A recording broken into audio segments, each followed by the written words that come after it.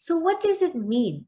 So this verse is telling us, look, perform action. Now we know what kind of action to perform, but there are two options here. Either we perform action to be free from action, or we perform action to get further bound in action. So either we perform action in order to free ourselves from the doership of action eventually, or either we perform it and just get drowned and drowned and drowned by it. What is this drowning or bondage in action? We know that the cycle of action does not end. We studied this in chapter 2, that when we desire something, then we act upon it. And after we act, we get the result. We enjoy it so much, we want to act again.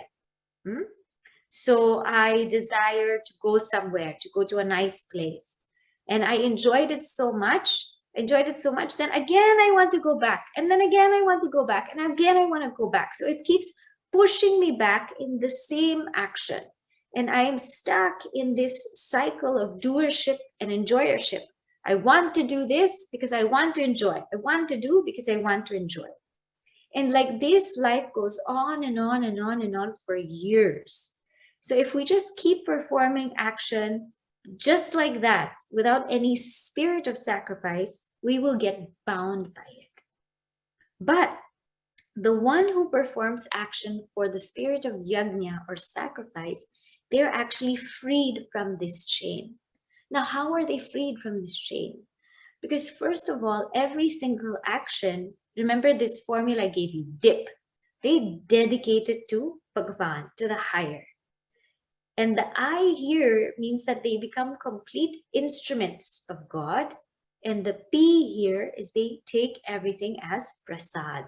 So they dip themselves into action. They don't drown into action. So they become free because they're dedicating it to a higher altar. So if you say, this is for God, this is for Bhagavan, this is for the good of society, the good of humanity, it's to a higher altar. So there's some sense of release there. And in that we say, just use me as an instrument. I am just an instrument of your grace. And whatever happens, I'll take it as prasad. Whatever happens, I'll just accept it. And so when we go through life performing action this way, what happens is a sort of dispassion kicks in, where we no more crave for the world.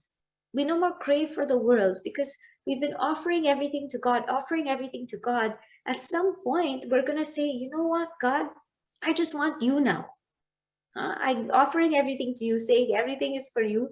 But at some point, we're going to say, I just want you.